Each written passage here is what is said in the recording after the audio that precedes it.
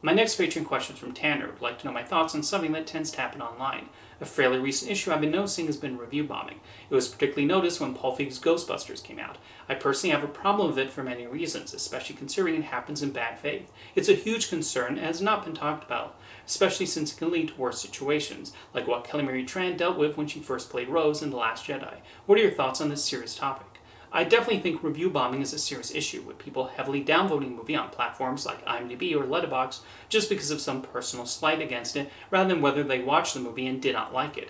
And it's not difficult to notice when review bombing happens. Tanner mentioned Paul Feig's Ghostbusters in the question, and it's always crazy to me in retrospect that it caused such an intense reaction. Obviously, Ghostbusters means a lot to people, but the existence of that film did not and would never erase the original films. At the end of the day, it was just a comedy about catching ghosts that you were either going to find funny or you weren't. Some people enjoyed the antics of these new Ghostbusters, while others were disappointed.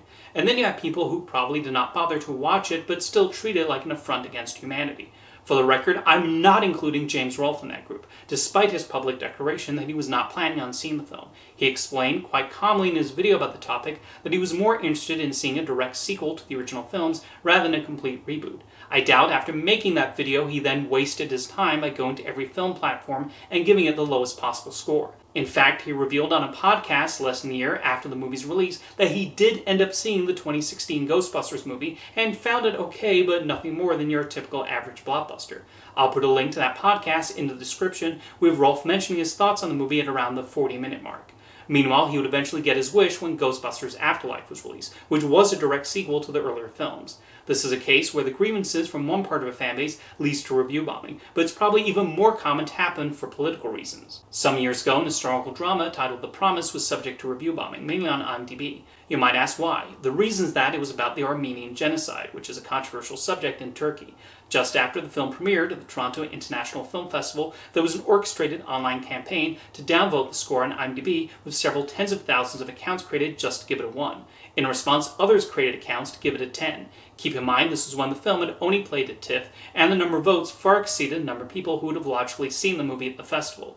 This is fairly common on IMDb, with certain movies having extremely low scores when the voting first opens up, depending on the subject matter or other reasons. Eventually, the scores do even out, with The Promise currently sitting at a 6.1 rating on IMDb, which more accurately reflects the general consensus. In fact, there are now about 14,000 more 10 votes for The Promise than 1 votes. And review bombing is not exclusively targeted on movies, and video games occasionally get this treatment too. The Last of Us Part 2 received strong reviews, but for a variety of reasons it was heavily review bombed on various websites. Part of it was attributed to the appearance of LGBTQ characters, which is something that does seem to annoy a certain part of the internet who hates when any LGBTQ representation is included in media.